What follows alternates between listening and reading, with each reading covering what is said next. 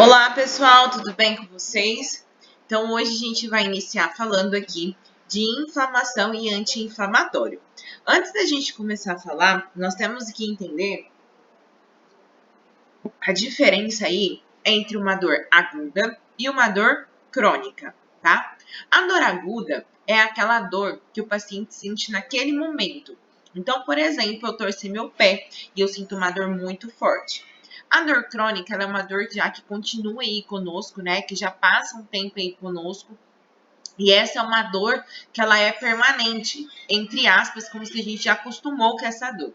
O que vai determinar o tipo de medicamento que eu vou utilizar para essa dor, né? Vai ser a via de administração e a forma farmacêutica. Então, por exemplo, se eu estou com uma dor aguda, eu preciso de uma via de administração, por exemplo, como uma intramuscular, uma endovenosa, né? Uma via de administração mais rápida.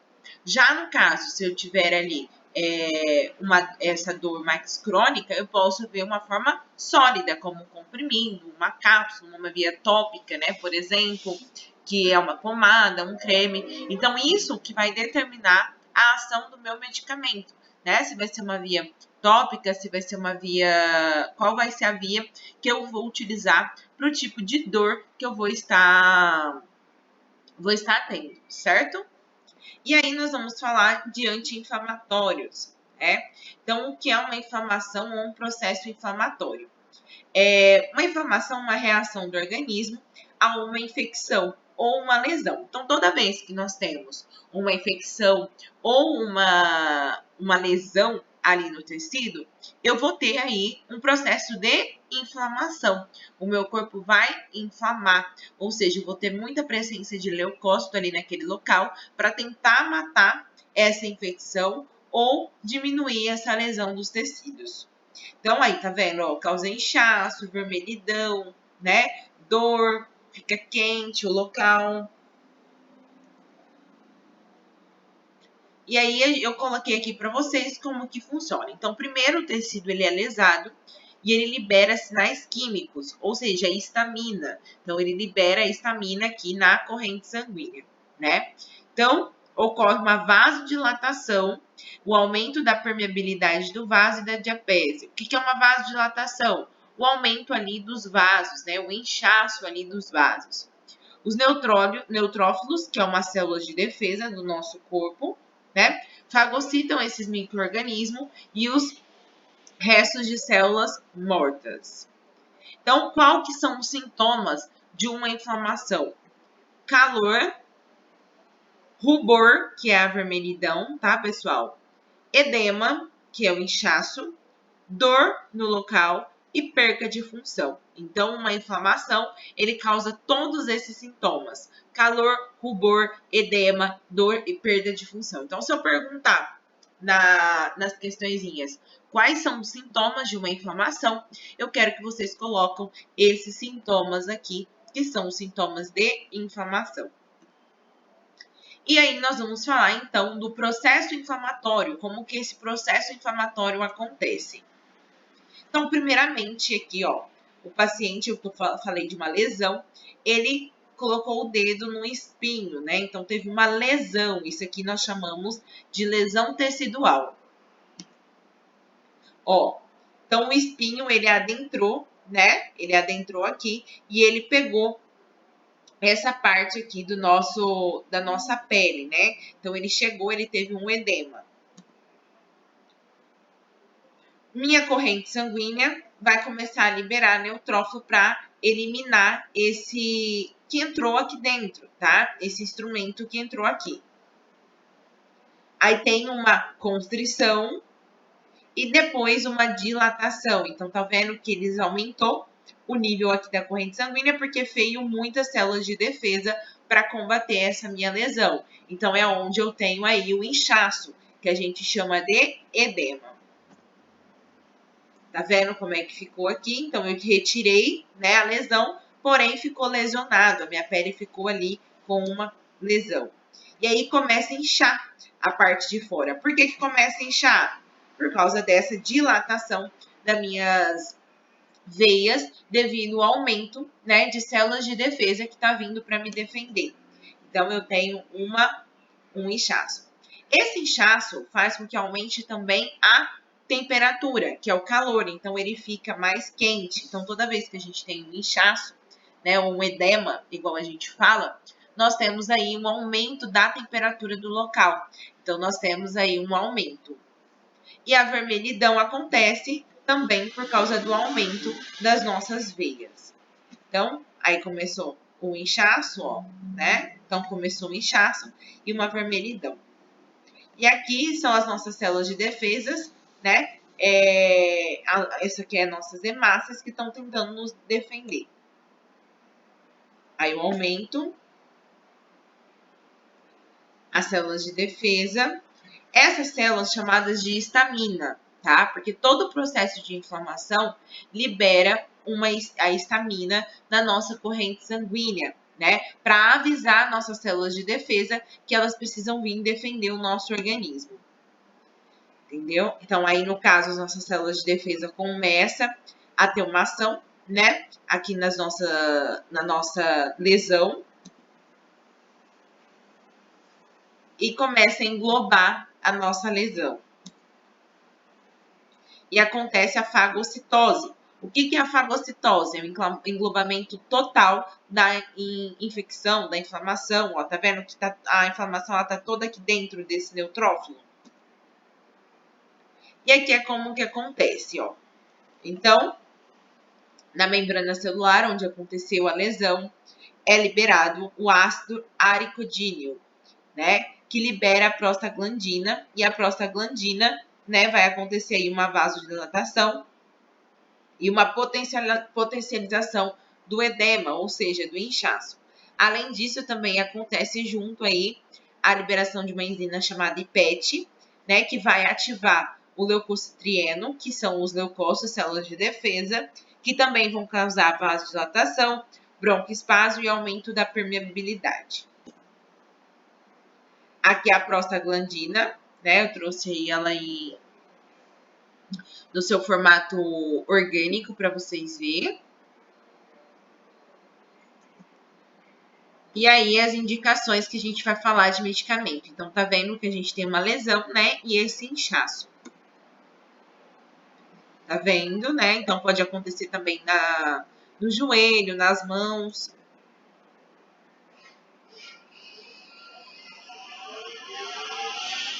Né? Ó, no pé. Então, todos esses lugares posso ter uma inflamação. Na coluna. E aí, nós temos os anti-inflamatórios. Nós temos dois anti-inflamatórios, né? Os corticoides, que são esses daqui, e os AINES, que são anti-inflamatórios não esteroidais, ou seja, que não são corticoides. Corticoides nós temos o hidrocortisona, dexametasona, betametasona, prednisona, prednisolona, triancinolona, mometasona, fluticasona, budesonida e beclometasona, tá? Então, todos esses são os corticoides mais famosos que a gente tem para utilização aí como anti-inflamatório. E nós temos os anti não esteroidais, ou seja, que não são corticoides, como dipirona, paracetamol, ácido acetilsalicílico, ibuprofeno, citoprofeno, diclofenaco, entedolaco, cetorolacaco, nimesulida, meloxicam, piroxicam, tenoxicam e indometacina. O que é a diferença de um medicamento corticoide e um não corticoide? Né? O corticoide, nós falamos que ele tem ação, né? Que ele, além disso, ele faz com que a paciente engorde, né? Tem ali, a paciente tem um aumento no volume, né? Conforme vai utilizando. Porém, em algumas situações, somente o corticoide tem uma ação mais específica na inflamação, né? Então, por exemplo, a gente tem aqui a betametasona, que é muito utilizada, né? Em situações ali onde a gente tem uma inflamação e uma alergia, ou quando a gente tem ali para tratamento, ela é muito aplicada no pulmão do bebê, quando o bebê ainda não está com o pulmão formado. Então, também é muito utilizado, tá? E esses medicamentos não esteroidais também são muito utilizados, mas mais para dor crônica, né? Porém, também são muito utilizados. Então, a gente vai falar primeiro dos anti-inflamatórios não esteroidais.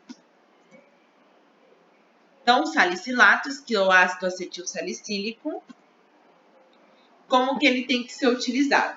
O ácido acetil salicílico, pessoal, é o mesmo do AS. Então, o AS é o ácido acetil salicílico, tá? Então, por isso que ele é o AS. Além de um anti-inflamatório, ele também é classificado como um dilatador, né? Um vasodilatador. Ou seja, ele oxigena mais ali a corrente sanguínea, evitando o trombo. Então, muitos pacientes utilizam o ácido acetil salicílico como antihipertensivo e não como anti-inflamatório. Porém, ele também é um anti-inflamatório. Mas a sua maior venda hoje está sendo na fase aí de antihipertensivo. Então, ele faz com que o sangue fique mais fluido e o sangue oxigene mais o corpo. Porém, ele é um ótimo, né? Um anti-inflamatório não esteroidal, que é utilizado para inflamação. Né? Então, qual que é o modo de utilização dele? O adulto, de 1 a 2 comprimidos, se necessário, repetir a cada 4 ou 8 horas, não excedendo 8 comprimidos por dia, né? A partir de 12 anos, um comprimido, se necessário, repetir de 4 a 8 horas até 3 vezes por dia. Posso dar para crianças abaixo de 2 anos? Não, tá? Perdão, de 12 anos. Não, só acima de 12 anos. Então, o ácido acetil salicílico, né, que é o mesmo do AS, ele pode dar para crianças acima de 12 anos. Conhecido popularmente também como a aspirina, né? A aspirina também é um ácido acetil salicílico. Interações medicamentosas, né, desse medicamento, do AS. Ele tem várias interações, mas eu vou falar algumas. Ele interage com medicamentos de pressão e ele é muito indicado com o captopril, enalapril, né, e beta-bloqueadores como pranolol e atenolol. Ele diminui a ação antihipertensiva desses medicamentos. E muito, mas muita gente toma, né, com prescrição médica, o captopril ou enalapril, por exemplo, que são os mais famosos aí, com o AS junto, né? Com o AS junto. E olha o que acontece. Diminuição de ação antihipertensiva. Então, esse medicamento, que ele é um medicamento antihipertensivo, ele é diminuído a ação dele a partir por causa do AS que é colocado junto. E isso a gente chama de interação medicamentosa. Bruna, mas o profissional da área da saúde não sabe, né? O médico não sabe? Muitas vezes ele até sabe, porém ele acredita que a ação ali dele não deixar dar um coágulo, por exemplo, é melhor do que essa diminuição que ele vai ter na hipertensão, né? Essa diminuição desse fármaco. Então, por exemplo, ele põe 2 medicamentos ali de pressão arterial e mais o AS, porque mesmo diminuindo a ação de um, o outro vai continuar tendo ação. Mas não é indicado. É indicado que procure outro medicamento. Por exemplo, nós temos o Eliquis, que é um vasodilatador, né? E ele, apesar dele ser um valor muito alto, ele é um valor caro, mas ele não tem uma interação medicamentosa. Então, ele também pode acontecer ali um anticoagulante, que foi o que a gente estava falando, de não dar trombos, né? Mas ele pode dar um risco de sangramento. Então, pacientes que vão realizar uma cirurgia, por exemplo, né? Tem que ficar 1 mês sem a utilização do ácido acetil salicílico por risco de hemorragia, risco de sangramentos, né? Durante a cirurgia. A cafeína, ela aumenta a absorção do salicilato. Então, na aspirina, vem cafeína mais o ácido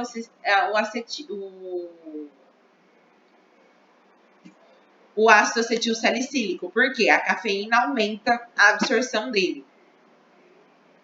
E aumenta a ação do antidiabético oral, então metformina, né? Ele aumenta glimepirida, glicazida, todos eles aumentam essa ação desse medicamento. Reação que ele pode causar, né? Reações adversas, como náusea, zumbido no ouvido, perda de audição, tempo de sangramento prolongado, como a gente falou, uma hemorragia, e erupções na pele, como erupções vermelhinhas, como ele tem uma função aí de vasodilatador e ele não deixa dar trombo, pode acontecer o rompimento de vários vasinhos, porque vai ficar muito fluido. Se caso acontecer isso, da erupção na pele, é recomendado que pare de tomar o medicamento, tá? Não pode dar continuidade aí ao medicamento, porque pode acontecer uma hemorragia interna. Então, não é indicado que continue com este medicamento. Paracetamol, né? O paracetamol, também um anti-inflamatório não esteroidal, muito conhecido. Então, o paracetamol, ele vem em 2 miligramas. Então, nós temos paracetamol 500 miligramas e paracetamol 750 miligramas, né? É tomar de 1 a 2 comprimidos ao dia, de 3 a 4 vezes ao dia, né? 750 miligramas é um comprimido, de 3 a 5 vezes ao dia. Dose pediátrica de paracetamol varia de 10 a 15 miligramas por quilo, né? Por dose para o paciente. Cuidado, porque às vezes o paciente utiliza mais de um medicamento, né? Utiliza o paracetamol e outro medicamento que também contenha o paracetamol. E a gente vai ver que o risco dele, por exemplo, é dar um problema no fígado, porque o paracetamol ele pode ter ação ali no fígado. Então, ele pode ter um problema no fígado, esse paciente. Então, ó, as principais interações do medicamento paracetamol é o risco de toxicidade, né? Ou ação diminuída do paracetamol por causa do fígado, né? Ele diminui a ação da cidofudina, que é um medicamento, e o risco de problemas no fígado, principalmente em quem faz utilização aí de álcool, né? Que toma álcool. Então, ele pode dar problemas no fígado. Reações adversas: cansaço, coceira, dor abdominal, diarreia, dificuldade para urinar, inflamação da garganta, cor amarelada na pele devido a ter uma hepatite, urina escura ou com sangue. Então, ele pode dar esses sintomas quando, por exemplo, esse medicamento ele ataca o fígado. A gente fala que a recomendação do paracetamol é que não tome paracetamol mais de 7 dias sequenciado, tá? Então, não é indicado, né? Então, pessoal, porque ele pode gerar esses sintomas no caso, devido à reação, porque ele é muito forte e ele atinge o fígado, gerando aí uma hepatite nesse paciente. E a hepatite gera esse tipo de problema, né? Então, vou voltar aqui. Então, o que é uma hepatite, né? Então, a hepatite é um problema no fígado. Por exemplo, quem tem cirrose hepática, né? Uma cirrose no fígado, não pode passar nem perto do paracetamol. Não pode nem sonhar em passar perto aí do paracetamol, porque pode ter algum problema aí também com o fígado. A dipirona, então essa é a molécula, né, do dipirona. E a dipirona, né, pode dar adultos e adolescentes, né, a forma comprimido dela. Tem ela também na solução oral, né, e em gotas, né. Essa pode dar para crianças acima de 3 meses e os comprimidos acima de 15 anos ou acima do peso, né, que vem estipulado na bula.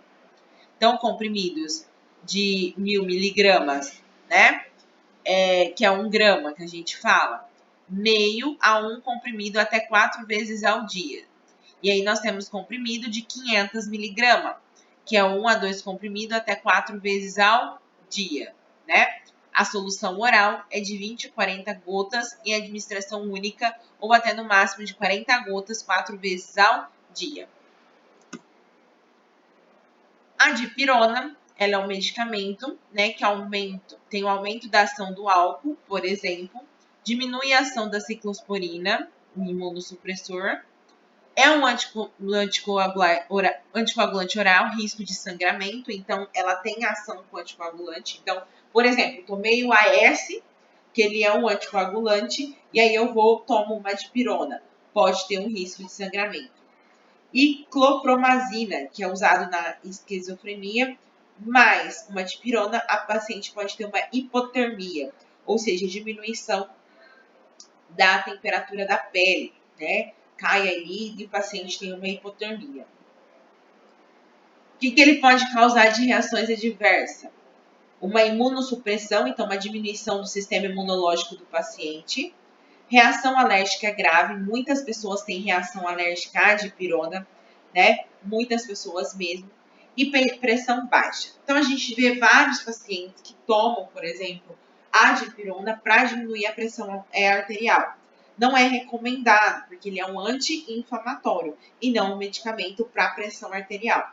Mas a gente tem muitos pacientes que fazem o uso aí desse medicamento também para pressão arterial.